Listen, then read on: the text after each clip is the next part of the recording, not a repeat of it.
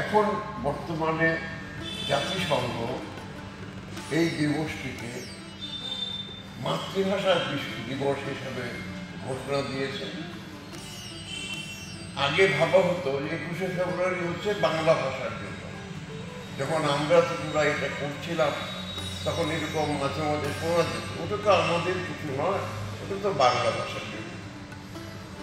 তখন আমাদের সাংস্কৃতিক বিষয়ক মন্ত্রী ছিলেন কবি অনিল সরকার। তিনি বললেন, ঠিক আছে, আমরা এখন থেকে এটাকে মাতৃভাষা দিবস হিসেবে পালন করব। অতএব ইউনেস্কো এটা ঘোষণা করার আগে থেকে ত্রিপুরায় আমরা এটা সবার মাতৃভাষা দিবস হিসাবেই পালন করছি। এবং এই পালনে আমাদের এই রাজ্যে যত ভাষা আছে তারা অংশীদারিত্ব নেয়, তারাও কবিতা লেখে, তারাও আবৃত্তি করে, তাদের সাহিত্যের অগ্রগতি হচ্ছে।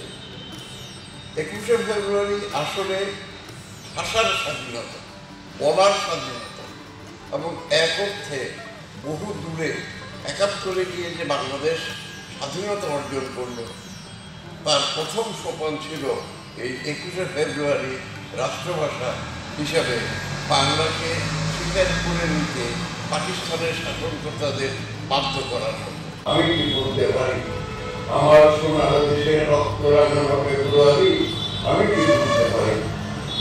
জাগনাগরীরা, জাগনাগিনীরা, জাগো কাল বৈশাখীরা, শিশু হত্যার বিক্ষোভে আজ কাপুর বসুন্ধরা, দেশের সোনার ছেলে খুন করে রেখে মানুষের দাবি, দিন বদলের ক্রান্তি বাবরে তবুতরা কবি, তবুতরা প্রাণ কবি।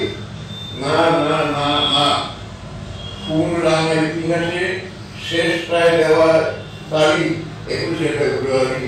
21শে ফেব্রুয়ারি সেদিন এমন ঋতুগগনে বছরের শীতের শেষে রাত জায়গাটা দুর্মুখী ছিল দেশে, পথে পথে ফুটে রজনী গন্ধা যেন এমন সময় ঝড় এলো একবার বুনো।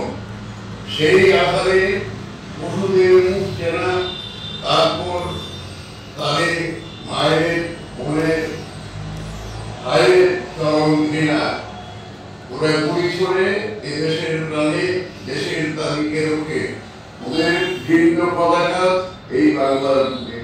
ওরা এই দেশের নয়, দেশের ভাগ্য ওরা করে বিক্রয়।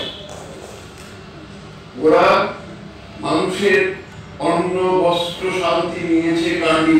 21শে ফেব্রুয়ারি, 21শে ফেব্রুয়ারি, তুমি আজ জাগো, তুমি আজ জাগো। 21শে ফেব্রুয়ারি আজও জালিমের কারাগারে মরে বীর ছেলে, বীর নারী। আমার শহীদ ভাইয়ের আত্মা ডাকে, জাগো মানুষের সুস্থ শক্তি, হাতে মাঠে ঘাটে বাঁকে, দারুণ ওদের আগুনে আবার জ্বালাবো ফেব্রুয়ারি। 21শে